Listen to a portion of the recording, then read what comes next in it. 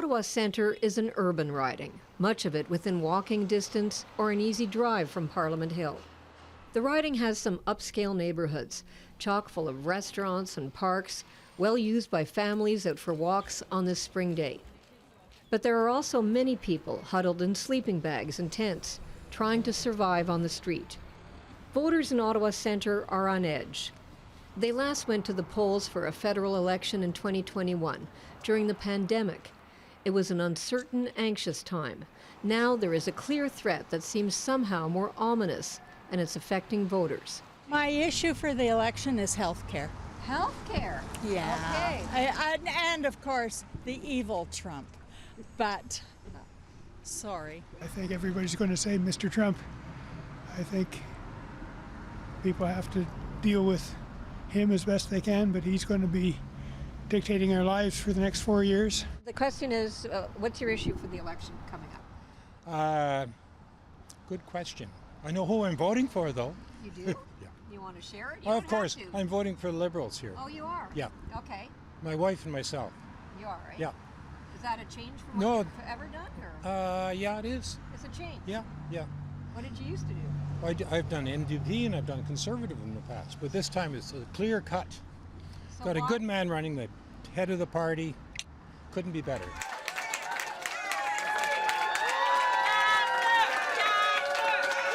Liberal Yasir Naqvi has held Ottawa Centre since 2021. Volunteers are gathering to grab a bite. Thank you. You're welcome. And get their marching orders. These are very challenging times. We've never had this kind of moment, this kind of election, ever in our history. We've got a friend and ally who has somehow turned on us, who wants to take away our independence, both our economic and political. And we will not let that happen. We will never be part of the United States. We will never be the 51st state. We are a proud, independent country. And for me, this is the moment that we all, as Liberals, stand together. Naqvi and his new campaign runners will knock on hundreds of doors in the coming weeks. Hello. How are you? Thank you very much. I hope I can count on your vote. Thank you very much. He knows turning the page on 10 years of Justin Trudeau's Liberal government, one that had become very unpopular, won't be easy. Defence has been a bit of a problem. The Liberal government didn't keep to Canada's promise to keep the defence spending to 2% of the GDP. This is a very sore point with our dear friend President Trump. And it's a legitimate one. Yeah. I'm glad that we spoke. I represent you right now, and hopefully we'll be working hard to get re-elected. As you know so well, global dynamics has changed. Yes. Canada needs to not only focus really hard to secure our own sovereignty, especially in the north and Arctic, and that's why we are very much committed to ensuring that we meet the 2% commitment by 2030. And a lot of work, a lot of work, a lot of effort is being done, and it has to be more, right? Naqvi expects there will be naysayers. 232. The next one is 234 here. But since Trudeau's departure a couple of months ago in January, he's noticed a change at the door. We don't need to talk because Mark Carney is my guy. Amazing. Thank you very much. He says voters are more open to the Liberals, seeing Liberal leader Mark Carney as the man to deal with U.S. President Donald Trump's threats. So is your job easier? Yeah, I mean, people have, it is much positive conversations. Absolutely. I think people are really considering Liberal Party again as the right alternative, right option to support the Canadian economy and Canadian independence.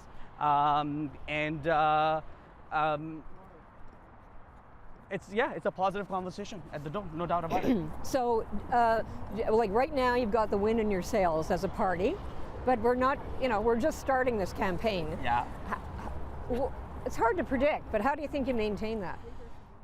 I think we just keep working hard, and I think we just keep talking about our message. I think we have to put forward a very competent and serious plan as to how we're going to stand up for Canada, how are we going to make Canada strong and build this economy.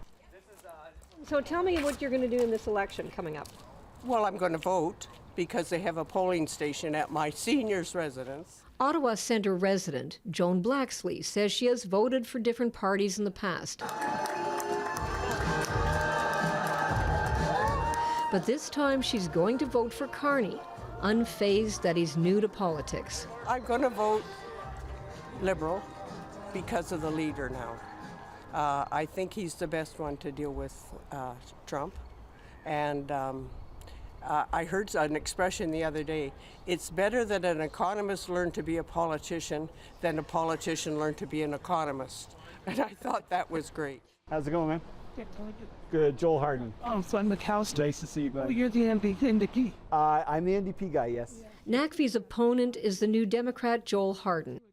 Watch. Gotta get that stock.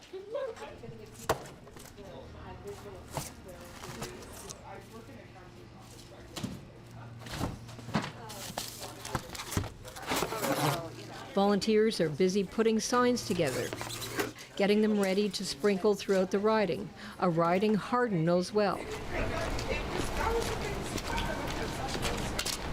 He represented Ottawa Centre at Queen's Park in 2018 after defeating Naqvi. Now the two are squaring off for the federal seat. So what are you hearing at the door? What's the key issue? It's Trump. It's the threat to our economy. It's the threat to our country. It's people connecting with a message New Democrats have been voicing for 40 years. We cannot put 75% of our exports in one basket. How do we change our economy right now to being more resilient, more supportive? So instead of north-south, we got to think east-west. So prior to Trump coming on the scene, did you think you had a better chance? All I can count on is the conversation I'm having with any given person at any given time. I'm never the kind of person that hopes for the right political wind. What New Democrats have always learned is that we have to work super hard to connect with people and to be real advocates for them in a time of need. So I'm looking at what's in front of us. It's a challenge, but you know what? When I first ran in 2017, people said we couldn't win then either. But I think what we did in 2017 is connect with the hope people had for a better provincial vision. Now we're going to do that federally. Right, but when you think back even 2 months ago, the NDP was in a much better spot. When Justin Trudeau stepped down on January 6th, everything started to change. And now you've seen the results. You've got Mark Carney, the polls have gone up, your party's gone down. I mean, the landscape has changed. So how do you feel about that? I mean, you were at 20% at one point, now you're down to about 11 nationally. So the poll that I care about is the one we do all the time. We've now talked to over 20,000 people in a little over 3.5 weeks. And what I'm hearing from folks is anxiety, for sure, people frustrated, but people also know my track record. Harden says while the Trump threat looms large, the riding has ongoing social issues. Do you have a home? Staying over at a friend's place right now. Including chronic homelessness and the drug crisis. Harden says if he wins, he will find a way to turn downtown office space left empty since the pandemic into shelter space for the homeless. We have an opportunity here. I mean, we've paid for this. The federal government is a major employer in Ottawa Centre, and Harden says many public servants worry that their jobs will be cut by Conservative leader Pierre Poilievre or Liberal leader Mark Carney to lower the deficit. This is a concern I'd had with Mr. Carney, as he's talked about reducing operating expenditure to have more capital expenses. For people who work in the public service, that's code for cut my job. So my worry, because this has been going on for a long time, is that the federal government has had a tendency, whether it's been run by Liberals or Conservatives, to contract out the work of the public service to Deloitte, to McKinsey, and then often when it comes back, it has to be changed by the people who actually know the files, who do the jobs. So what people who work for the public service need to know is that I want to listen to them. I've had so many wonderful conversations at the doorstep with folks who work at EDC, Indigenous Affairs, Transport Canada. We have the wisdom and the knowledge for people who work for the public service about how to get through this Trump moment. Instead of farming out their work to consultants, Let's put faith and trust in them. All parties are trying to capitalize on the renewed patriotism that has been unleashed by President Trump's attacks. The Conservatives are not a force in Ottawa Centre. They haven't won it since 1979. For decades, the riding has seesawed between the Liberals and the NDP. Conservative candidate Paul Desornens was not prepared to do an interview. I meet my friends here, I work here, yeah, I play tennis here, so, you know, why not? Green Party candidate Amanda Rosenstock is focusing on transit, affordable housing, and the lack of family doctors. She's in this for the long haul. I believe that if we have a strong candidate who's committed to running multiple election cycles, we can have a Green in Parliament on behalf of Ottawa Centre.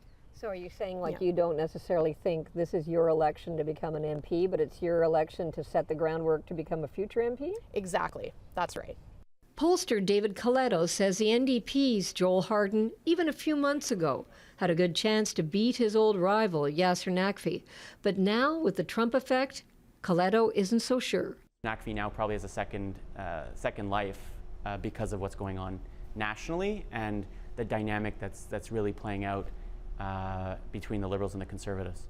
So when you say nationally, you're talking about mostly Trump? Yeah, the dynamic between Trump and, for progressive voters, the idea that the Conservatives could still win this election. And so do you want to give, the Liberals a strong majority government? You send another Liberal MP to Ottawa. The Conservatives are not likely going to win Ottawa Centre. That would be a remarkable thing. So there's no risk of that in this riding, if you're a progressive voter. But I do think sometimes that national story, which is Trump, it's protecting Canada, it's the choice between Poilievre and Carney, can swamp those local dynamics. And so if Trump were to keep his mouth shut for 37 days, which would be a miracle, but say if he didn't, be his usual fire-breathing dragon, would that hurt Carney? I think it could, although I'm of the view that the dice have been cast. People's views of Trump are not likely going to change. He's made the threats he's made. People are upset. Again, I live in this riding, drive around. There's lots of Canadian flags being flown on houses that you wouldn't even see on Canada Day, and so that sense of patriotism has become, embedded in the narrative of this campaign, and I think you're going to see that reflected in the local elections, and Ottawa Centre may be ground zero in a way for that patriotism because of Parliament is smack dab right in the middle of the riding. It is now up to the voters of Ottawa Centre to decide which party will best protect not only their jobs but their country, at a time when many of them believe that it is the President of the United States who is the biggest threat of all. Now to the riding of Kanata.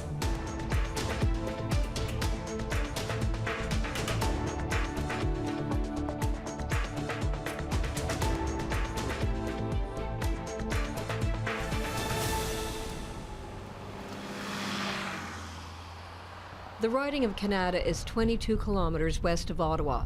It's a major suburb.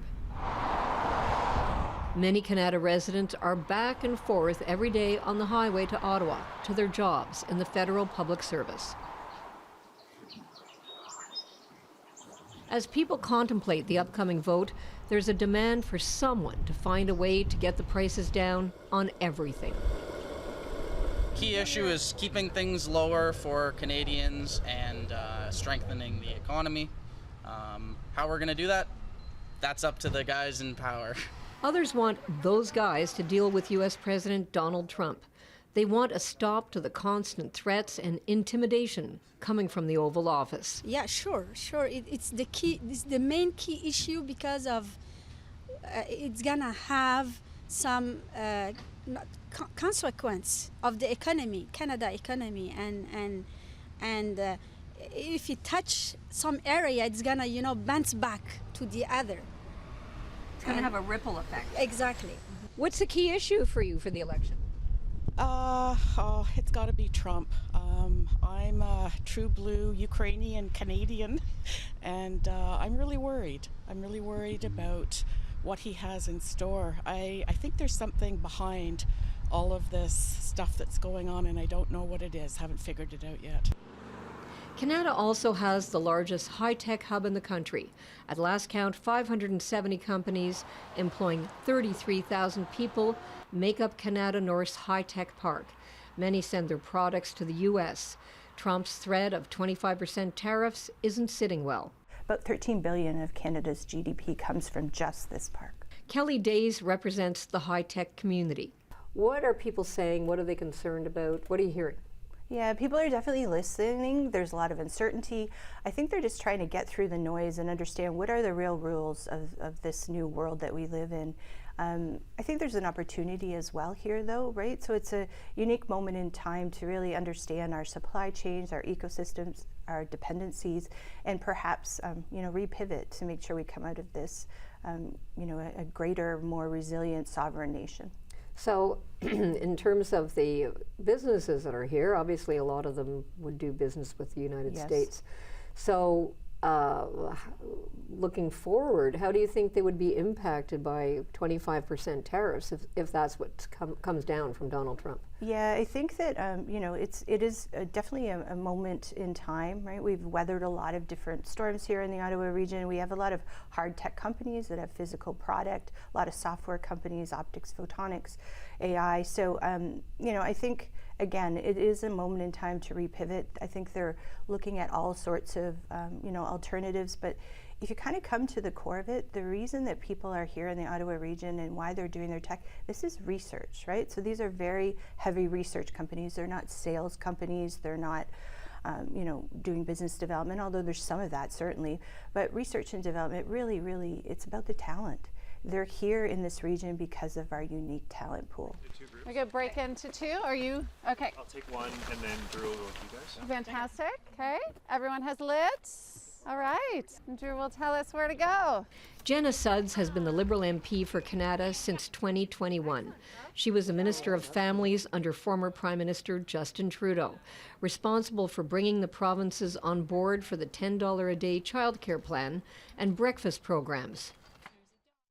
But she lost that position when new Prime Minister Mark Carney unveiled his much smaller cabinet. Did you ever get at the door, I like you, Jenna, but I don't like Justin Trudeau?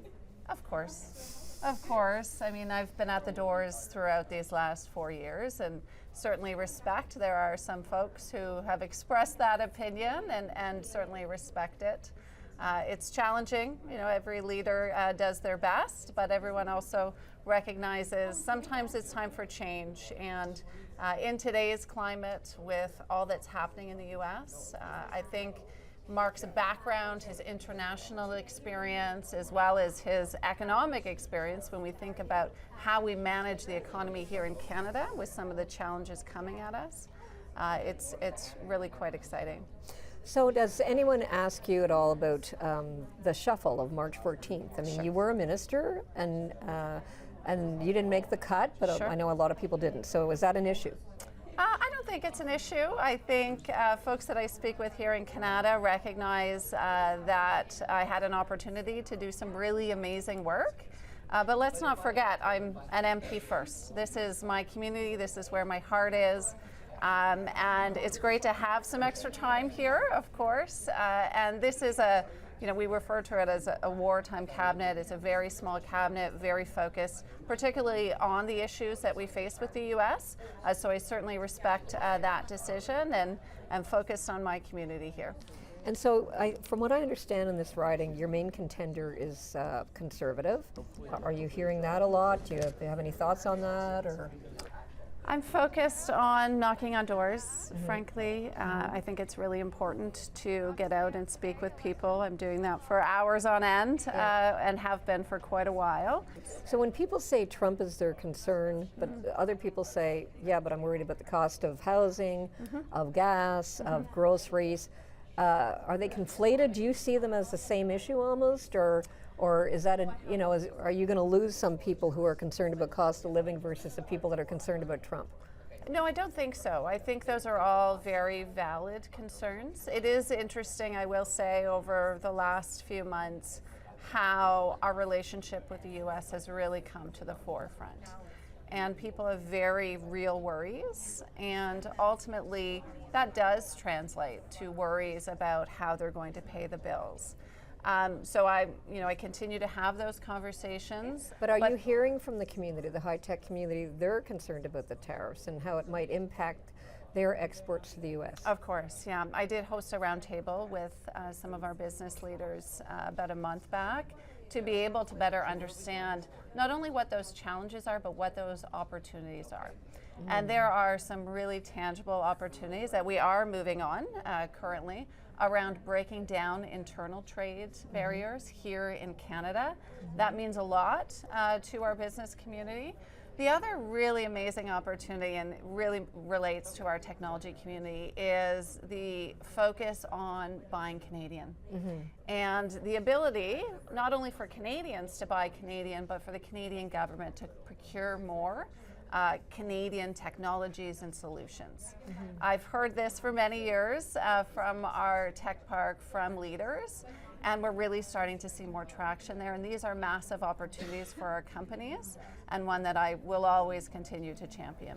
Pollster David Coletto says Jenna Sudds, like many other Liberal candidates, has been given a new lease on her political life, which he says was very shaky until very recently. Totally saved by Trump. And Justin Trudeau stepping away. Like, I think those two factors really allow a lot of incumbents to see themselves in a place where they could win, where months ago I would have, I think, said that Jenna Sudds almost had no chance of winning a riding like this. Wow, that bad? I mean... Well, they lost Toronto St. Paul. They lost... Oh, of course, there was no safe seat. There was no safe seat in this country. In this country, yeah. And Kanata would be one of the lesser safe seats in the city of Ottawa. So, Ottawa Vanier, sure, you could probably hold without any doubt, but Kanata would have been very precarious for the Liberals. What's fascinating about Kanata, I believe, is they both are close to ridings where the two other leaders are actually running. So you've got Mark Carney running in Nepean, you've got Pierre Poilievre in neighboring Carleton. What effect does that have on that race is also something, it's hard to measure, but is interesting to talk about. Hey, Kanata, Greg Kung here, your federal Conservative candidate. Day 3 of the campaign, a little bit of snow, who doesn't love it? But we've knocked around 3,000 doors here today, all across the riding, Morgan's Grant, Stittsville, and Kanata Lakes, and we've been talking directly to constituents about... Hey, Kanata, Greg Kung here, your federal Conservative candidate for our riding.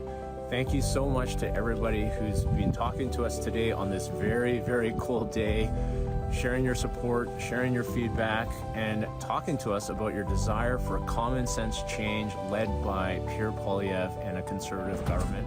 The Conservatives are the main challenge to the Liberals in Kanata. Greg Kung is their candidate. He's a paramedic who is campaigning on fighting crime and tackling the drug crisis. That's according to his social media postings and campaign literature. Hi, we're looking for Greg Kung. Hi, he's not here right now. We tried for several days to interview Kung, but we were told that he was not available. But you're more than welcome to take some footage of the signs. As for the NDP, the party had yet to name a candidate when we were in the riding a few days after the election call. Defense is a huge issue. Jennifer Purdy is the Green Party candidate. May I just ask, what are the big issues for you this election, please?